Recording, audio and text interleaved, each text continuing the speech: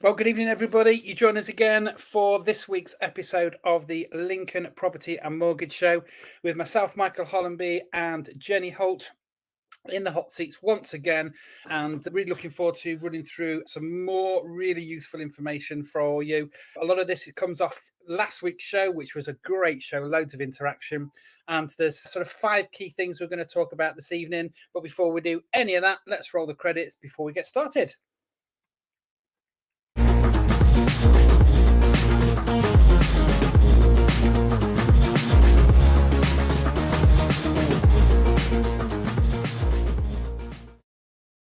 That caught you out, didn't it, Jenny? It did catch me out, to be fair. You froze for a moment there, and I was like, oh, hang on, I've just heard credits. Hit button. There we go. So if I introduce the sort of 5 topics this evening, Jenny, and then we'll get you to just jump straight in really with the opening one, if that's okay with you. Yeah, As I say, a lot of absolutely. this has come off last week's show where we had lots and lots of feedback, loads of engagements and questions. I don't know about you, Jenny, but I've had 2 or 3 people sort of messaging me throughout the week. And off the back of that, I'm actually going out to a home valuation tomorrow. So hopefully all the advice that we were given was absolutely spot on. So as always, we always really appreciate everybody's involvement in interaction. If you're watching tonight, don't forget to hit us with a like. Make sure you subscribe to all of our social media channels as well. But do feel free to get involved this evening as well. There's the post a comment button down on the bottom right hand corner. Put us a question in there, but make sure you put your name in so we know who to talk to. So the 5 key subjects this evening, we're going to talk about understanding your financial obligations and your options rather, neighbourhood research, navigating the home search, making an offer and negotiating, and closing the deal and beyond. So this is very much around sort of almost sort of a, I'm going to say, typical first-time buyer journey more than anything. It will obviously cover a lot of sort of crossovers in regard to just the buying and selling sort of process, but we wanted to concentrate mainly on sort of buying a property as well. So, Jenny, I'm going to pass over to you to kick things off with the understanding your financial options. Amazing. So thank you for that, Mike. Look, this is my bit I do every single day. It's my bread and butter, really. And if I'm honest, if we get this bit wrong, it kind of all falls apart in the future, which we have seen many, many times before. So really understanding your financial options is kind of understanding what is available to you. And in sort of within that, there's sort of 3 mini bits, if you like. So I always say the first step before you've looked at Rightmove, though most people have already looked at Rightmove, before you've spoken to a mortgage broker, before you've done anything, is to get a copy of your credit file. Now, there's loads of agencies out there, but if I'm honest, there's only 3 agencies that lenders use. So if you've got all these weird and wonderful ones, it's probably not going to be right for your mortgage. So get a true credit report. Now, the agencies that lenders use are Experian, Equifax, and TransUnion. I use a link called Check My File, and they're the ones that use all 3. So actually, that's a fantastic one to go to. And if you look at any of my social media, you'll see that there is a free link on there that you can click on to download your credit file. So that's the first thing. Get your credit file. Understand your credit file. But then on top of all of that, make sure it's correct, because you'll be surprised at how many people think that. I had it today where they thought if they registered for the council tax, that automatically does the electoral register.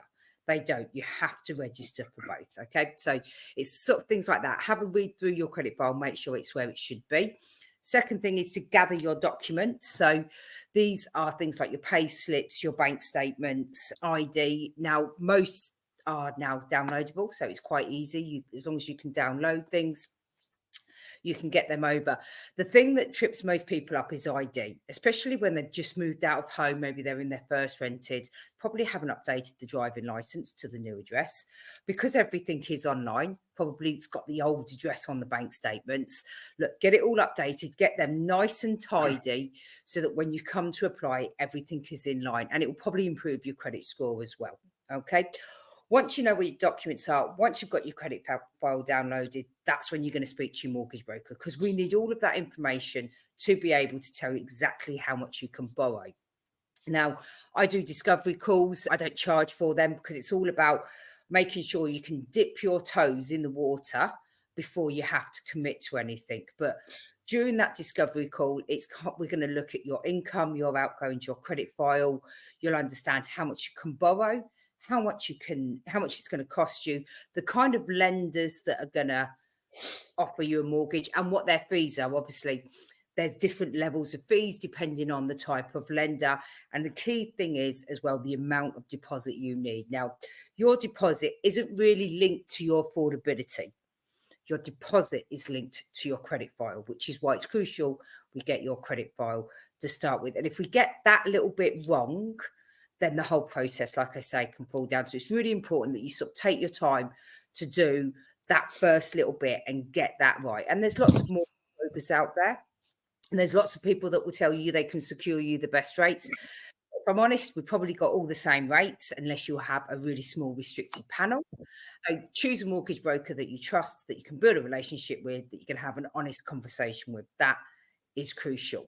And it also means, and I don't know about yourself, Mike, how you work, but lots of estate agents will insist you've got an agreement in principle and at least spoken to a mortgage broker before you can book a viewing on a home. What's your sort of thoughts on that, Mike? Yeah, it's one of a standard question when an agent is registering a client if they ring up or make an inquiry. Obviously, we've got some due diligence that we also need to do. We need to obviously just check the person is who they say they are, a little background in there. But ultimately, we need to make sure that before we show people around a property, that they've also got their affordability sorted out. Mhm. So it's a standard question that we'll tend to ask, what is your position? Are you selling a property? Are you a first-time buyer? Have you got your finances sorted? And have you been issued yet with an agreement in principle or a decision in principle with a lender? And we don't always need to know all the ins and outs of that, but what we do want to know is whether they've done exactly what you've just said. Have they even got out the starting blocks by finding out, what their affordability is? There is nothing worse than showing somebody around a property, getting everybody's hopes up, getting to the point then thinking, found your dream home, then you put your mortgage application in and find out you are miles away. So, an agent, a responsible agent will be asking those questions. So if you are on the receiving end of those questions, again, it's not intrusive. I think many years ago, buyers just didn't like giving that sort of information out because they No. just thought it was a little bit too much information to be giving out when you're first registering. But again, we've got a duty of care to our clients to make sure that they have that affordability in place. Yeah, absolutely. And I think you're right. Look, we don't want to upset any homeowners by, falling in love with their home and not being able to secure the deal. And likewise, it's an emotional roller coaster, especially when it's your first home. So we need to kind of eliminate all of that. So yeah, you're absolutely right. We don't want any hearts broken in this process. So get your agreement in principle sorted and stick with that budget. How many times people have rung me up and said, Jenny, I know my budget was X, Y, and Z, but now I've just gone over it by 10 grand, which brings me nicely on to my next bit. Now, I did change some of the headings because I realised that I'd made the headings really, really posh, and that's just not me. So we've gone to a bit of just down to with Jenny now at the moment. So the next one is sort of deciding where you want to live, type of home, and your non-negotiables. Now, if you're a first time buyer, you're probably not going to buy your forever home, but you will buy your first home and you will always remember that first home. If you are buying your second home, then you'll probably do moving either for a bigger house. Maybe it's looking to downsize, or maybe you've got, you want to go send your kids to a certain school. Maybe there's something else that you couldn't quite get with your first home. So have your non-negotiables. Now, I say have your non-negotiables, and I am a hypocrite because when I bought my home, I said, I want my own ensuite, I want a utility room, and I want a south-facing garden. They were what I wanted, and I was not budging on them. So I got one out of the three. But I fell in love with the home, and it's a bit of a working project. If anyone sort of spoke to me for 5 minutes, there's a reason you only ever see my view, but it is a working project. So have your non-negotiables, whether that's the commute down the A46, whether you want the self-facing garden, whatever that is, know what they are and kind of try to stick with them, but don't be so rigid that you lose out on a property. Okay. Obviously, my big thing is the 5 Ps when you view a property: parking, power, pressure, people, and position. That's key when you're viewing properties. Make sure that your new home ticks all of those boxes, or at least enough that it makes it warranted for you. And then, like I just mentioned, maximum budget. When you've done your call and you've spoken to your mortgage broker, they will tell you what your maximum budget is. Never go over that. And I see it all the time. People try to push the boundaries and push the boundaries.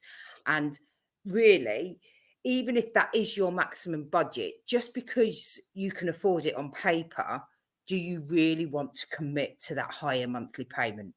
You know, I say quite a lot to my clients, look, you can afford this, but do you really want to pay that? And it may be, and Mike, I'm sure you've had it where you've had people viewing the home and they're like, I really like it, but am I willing to pay this much for it on a monthly basis? And that can sometimes sway them to whether they buy that home or not, because yes, they love it, it ticks all the boxes, but are they willing to pay for it?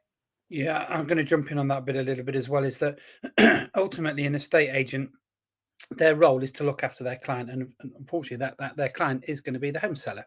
And when we say about getting the best outcome, and we've spoken about this a lot, it's not always price. Sometimes it's about positioning and the person that's going to be buying the property and other factors. But ultimately, 90% of the time, it's going to be the price. And what can be a little bit upsetting again is when somebody comes along and is interested in a property and they then start putting in low offers to bring it back into their budget, not the home seller's sale budget. And a good estate agent should be negotiating, and we're going to talk about this a bit later. They're working for the home seller.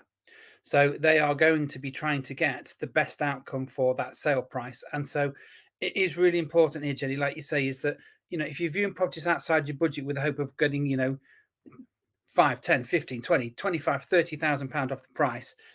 Last year we saw it was definitely a buyer's market. Excuse me. Things are changing, and we're seeing properties coming on the market at a more realistic initial asking price. I think last year was a market where homeowners sometimes were being unrealistic with pricing. Yep. Sometimes that was their decision. Sometimes it was unrealistic. Sometimes it was bad advice from an estate agent. And again, we've talked about this. But I think we're going into a different market this year. But I would say don't be thinking that you're going to be getting, 5, 10, 15,000 off or 5, 10% off an asking price. You're not. So you shouldn't be viewing properties in that price bracket. If it's outside your budget, thinking you're going to get a deal, you might be disappointed.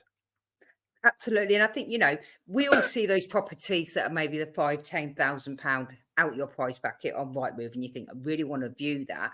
Before you book it, have the conversation with the estate agents and say, look, it's a little bit out my price bracket.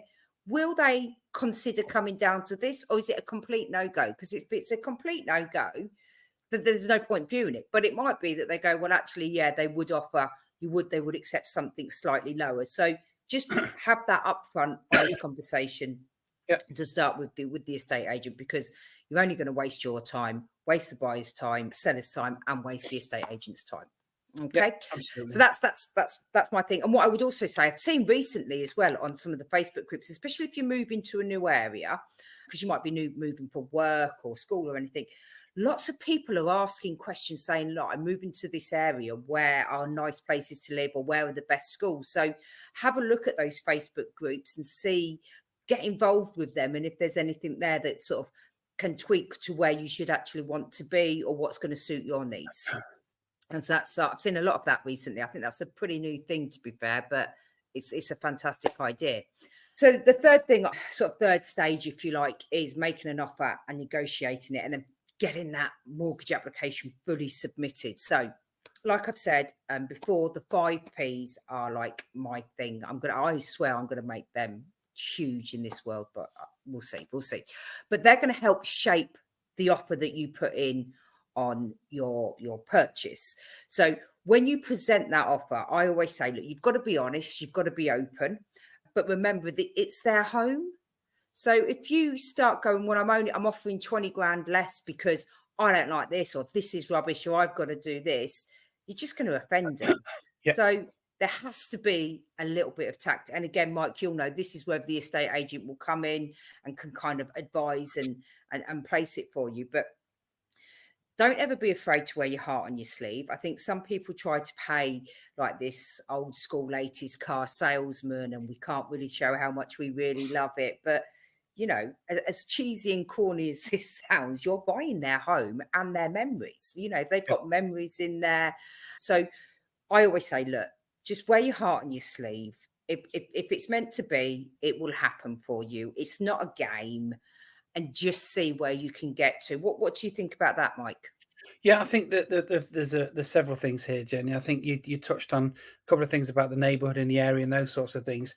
There is so much information and data out there about properties. You know, if you look at the TV this evening, there will be an advert from Zoopla where, somebody's cringily stood in somebody's kitchen at a birthday party and they say, "Oh, wonder how much is this worth?" And you can go onto Zoopla. It's a great advert. I haven't remembered it word for word. There are platforms like Zoopla and Rightmove and all the other portals and the data and the land registry where you can find out all the properties that have sold in that area. You can find out how long that homeowner's been in the property, what they paid for it. You can find out what work they've done.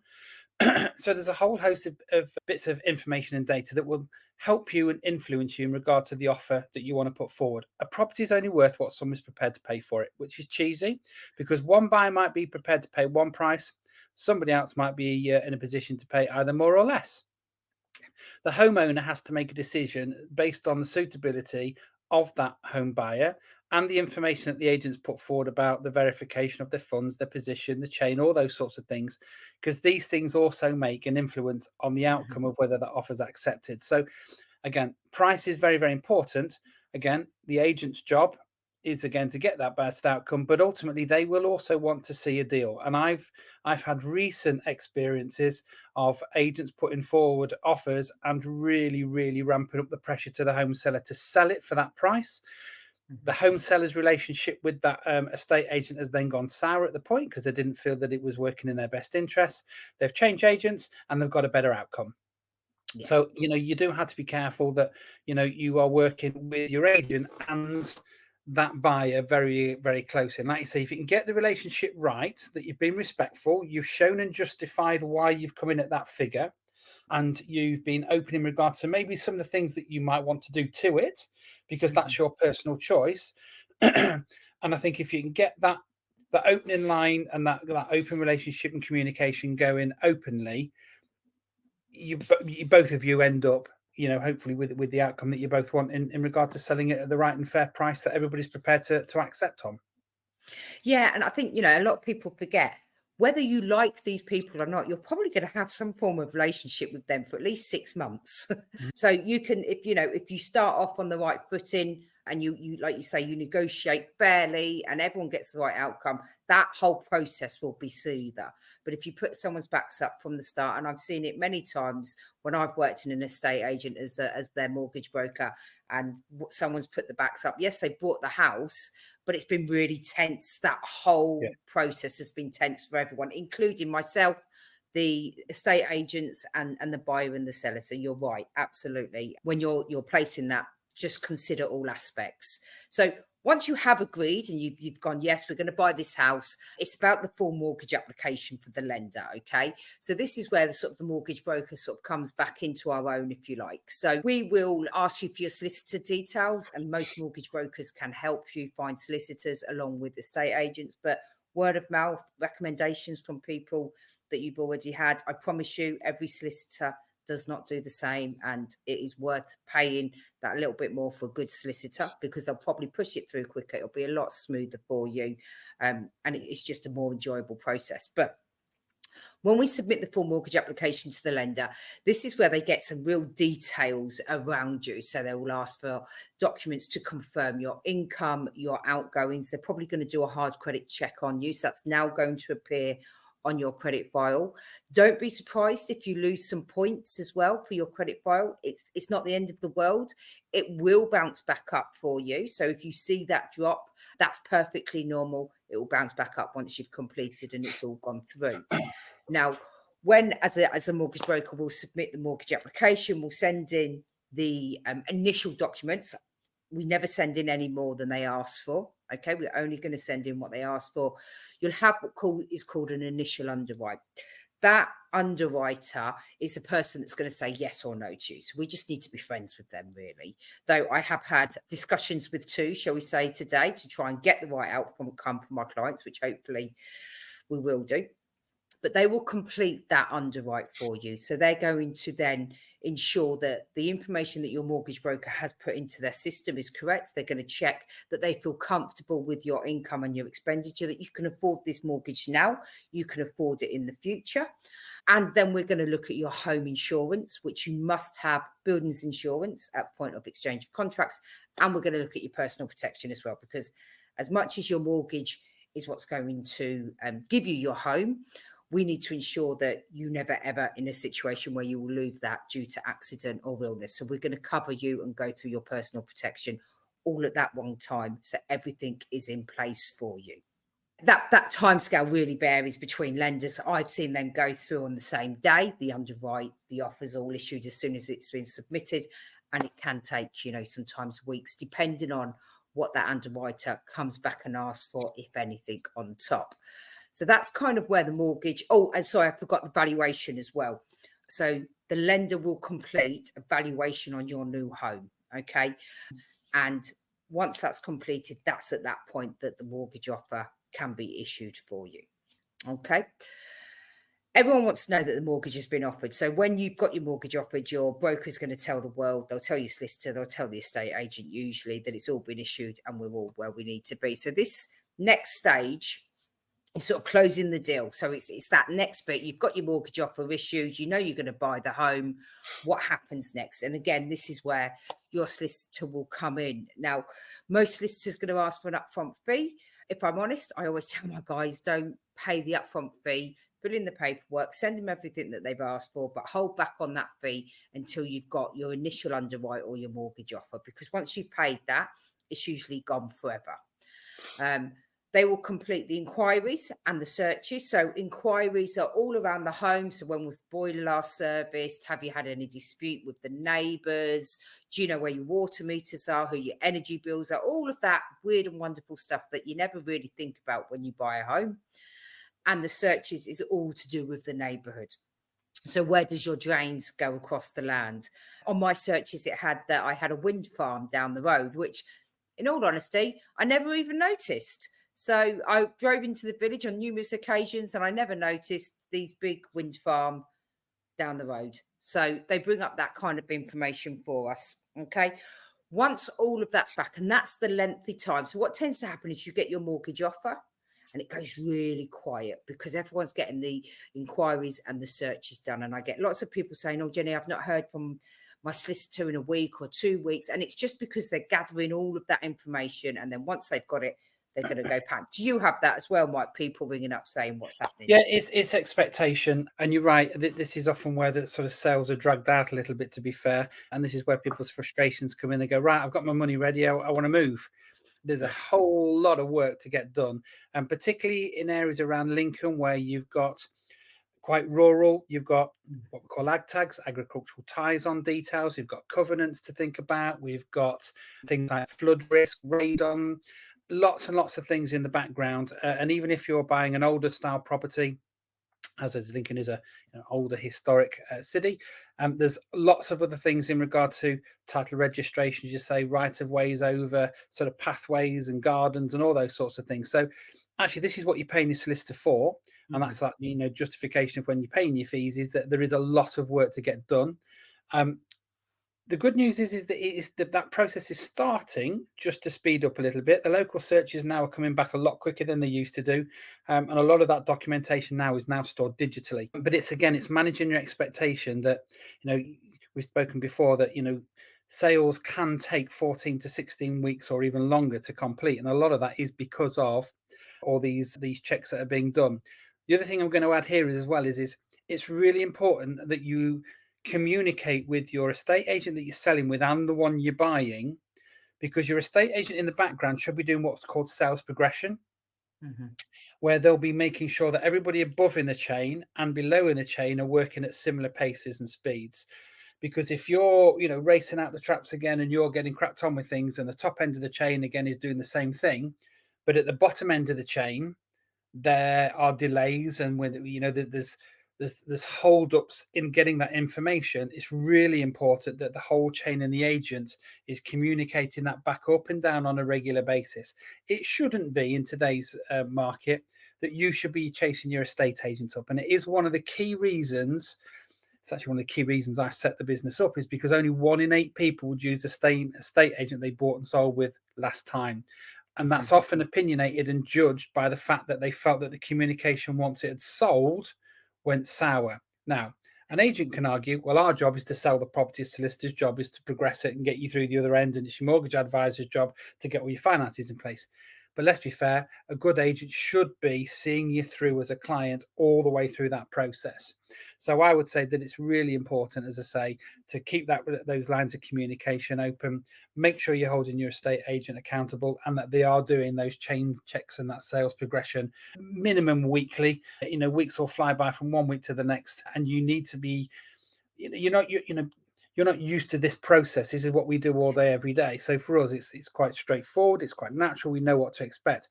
But home buyers and sellers don't. This is no man's land. They're not familiar with it. A lot of the terminology is still jargon. So they need help and advice and understanding what that process is. But I think that's really important, that you make sure that you are getting chain checks and sales progression all the way through. Yeah, absolutely. I mean, look, I've had a client recently where we had to extend their mortgage offer, which most lenders will allow, and it still hasn't gone through. Today, we've had to resubmit and push through a new offer very, very quickly because the bottom of the chain hadn't done what they needed to do. And now they're trying to play catch up. And that delays things. That makes people really frustrated. It worries people. It's that whole emotional roller coaster where you're going up and down all of the time. So, yeah, it's just communication is key throughout the whole process. I'm just going to add in here. This is something that we put in the show. Actually, it was either last week or the week before. Actually, Jen, is a top tip. When you're negotiating your offer, try and have the conversation about trying to tie in an ideal timescale. The chain is working towards an exchange and completion date of, and go, realistic, 8 to 12 weeks, somewhere along the lines. Or if you've got bank holiday coming up, or you've got Easter, or you've got school term, or a work move, or promotion, or something like that that's influencing your move, negotiate that in ideally at the start, and then you're holding the chain accountable. It's a really useful mechanism for estate agents to say, look, when we tied the deal up, we aimed that this was going to be the date, and these are the reasons why. That's why I need you to be putting this file to the top of your pile every single week, because solicitors do still sit there with files on their desks, and if you don't keep pushing, it'll go to the bottom. But it's just keeping every focused again. So that was a tip that came out a few weeks ago. Agree in principle a date where everybody's moving to, and keep everybody accountable to that. Yeah, absolutely. That's a great tip there. So once all of the searches and the inquiries are done, we're going to go for the exchange of contracts. You're going to pay your deposit if there's any cash deposit to have. Most first-time buyers will have that. And you will then exchange the contract with the people that you're buying from. That's there's no going back at that point. The deal is done. The next stage, there's usually a week between exchange of contracts and completion, though it can be done on the same day, but no one likes to do it on the same days as you. No one likes to do it on the same day. It's too hard. Yes. So exchange contracts, a week later, you should move. And we've talked about, if you don't move on a Friday, well, you can move on a Friday, but it's the busiest days. You'll find that the prices for any removal vans are higher. So if you can avoid a Friday, that's even better. And then you complete, and that's when you collect your keys. Okay. Now, a couple of things to remember in terms of the mortgage. Once you have completed, one of the biggest questions I get is, when's my first payment coming out for my mortgage? And if I'm honest, I can never give you a 100% answer until the day that you have completed. So on completion, we'll know really when your first payment is coming out. We'll always have an idea of when that is, but the best thing to do is just budget for a double payment, because you will usually have a standard payment plus interest from the day that you completed to the day that your first payment is due. So just aim for a double payment. If it is a double payment, it probably means you are not paying rent or your other mortgage for a month. So you can save that money and put it towards your first payment. But your mortgage broker will go through all of that with you, because not every lender does it, but a big chunk do. Now, a couple of things to remember once you have moved in, because we're all excited now. We've got the takeaway menu. We know what we're going to do and we're moving in. Just my 5 things that people tend to forget to do when they've moved home. And it comes up to remortgage time, and I'm like, yeah, you didn't do the top 2, which was update your ID. You've moved home. So that's bank statements, that's your driving license, all of that needs updating, because if we don't, it's going to impact on your credit file. Register to vote. Look, you don't have to vote. It's not a political statement. It is purely to help protect your credit file. We spoke about this as well before. Take your meter readings, your gas, your electric, and if you're on a water meter, your water meter, put them somewhere safe, not so safe you can't remember where they went, and check. Yes, that's take a photo. Yep, good one. And check them when you get your first bill. I promise you, it's like one of the biggest things any energy supplier does is argue over what the meter reading was on the day of the move. Even if you're moving home and you're selling or moving out of rented, write it down and leave it on the kitchen side so that they can see that it has been left and this is what you're working towards. Know the bin days. I'm really lucky. I live with a street of really old people who puts the bins out at 9 o'clock the morning before. So I always know what kind of bin is going out. But if anyone's to ask me, I won't know until 9 o'clock the day before when they put theirs out. There's nothing worse than unpacking all of your boxes and realising you have no idea where the bin is. You've missed the bin. It's overpiling. And Lincoln is what, every 2 or 3 weeks they collect the black bin or the recycling bin. So just know the bin day and introduce yourself to the neighbours. Look, you don't have to be friends with them, but I trust you. Trust me, being friends with your neighbours, you'll always have neighbourhood watch. They'll always know what's going on and they'll watch your house when you're away, and it just makes life that little bit enjoyable. So they're the sort of top things that I would say when you actually move into your home, don't forget to do, because lots of people do forget those little bits there. Lovely. The other thing just to double check is moving day is always really busy. Just make sure you know where you're picking your keys up from. Yes, a very good point. You go racing off to the property only to find out that the homeowner of that property got in their removal vans and went off to their new home 4 hours before you got there. So now you're running around going, well, who's got the keys? Has a neighbour got them? Did we leave them under the plant pot or under the mat? Or has the estate agent got them? And then somebody's got to race back into town. The removal men are already taking all the furniture out and shoving them on your drive. And then it starts raining and you're blocking everybody in on the road and your neighbours are already falling out with you. So just a real simple check on exchange where the key is going to be left and how that move is going to go. Because also on completion, and also what you said there about people moving on a Friday is the most popular day because then you've got the weekend. But solicitors and banks and transactions, there'll be a lot of them in the banking system on a Friday. So even if you complete on your house sale at 10 o'clock, that money in transit through the banking system might mean that your money for your onward purchase doesn't hit the other onward solicitors until 2, 3, 4 o'clock in the afternoon. Yeah. You will not be allowed the keys on that property until it's completed and the finances have gone through. So again, just be prepared on day of your completion to take as many of these sort of challenges out of the way. Double check where the keys are, and keep in touch with your solicitor in regards to whether that money's landed. Again, the estate agency is always a good person to ring and find that out for you as well, because they will be keen also to make sure that the completion's gone through. Yeah, absolutely. I mean, I can remember a story when I worked at the estate agents in Lincoln many moons ago of a client just assuming it was 9 o'clock on a Friday morning. I packed my van. I'm off to get my keys. At 4 o'clock that Friday, that same day, they were still sat there waiting for their keys. They could see the keys on the desk of the estate agent. They could see them. They were sat there, but couldn't collect them because that chain had not completed. And if you're first in the chain, you're probably going to collect your keys first of all. But if you're at the end of the chain, you could be waiting until the end of the day to collect your keys. So if you have young children, you need to really consider that, because you might think, I can get in and get moved in and get settled, and then I'll go pick them up from the school. You might be doing all of that as you should be picking them up from the school. So just sort of consider all of that. Yeah, definitely. Yeah. Definitely. And then the other thing, just on the back of that, look, when your remortgage is up, your mortgage broker is going to be in touch 6 months before that date. It's really key, especially in today's market, that you do that. If they remember that date, remember the 6 months before your product is coming to an end. And if they haven't contacted you, contact them directly or another mortgage broker, because we don't want you landing on the higher lender's rate there. So that's kind of my whistle-stop tour. But I'm not sure it was so much for whistle stop, but it should have been, of what that end-to-end process looks like. Excellent. Some really, really good tips in there. Hopefully that's really explained, obviously, the process. Again, if you've got any questions, feel free to reach out to either of us. Again, you can follow us on all of our social media over on Instagram, TikTok, Facebook, etc., etc. And again, our emails have been running along the bottom of the screen throughout all of the show. So again, you can always send us a quick email over as well.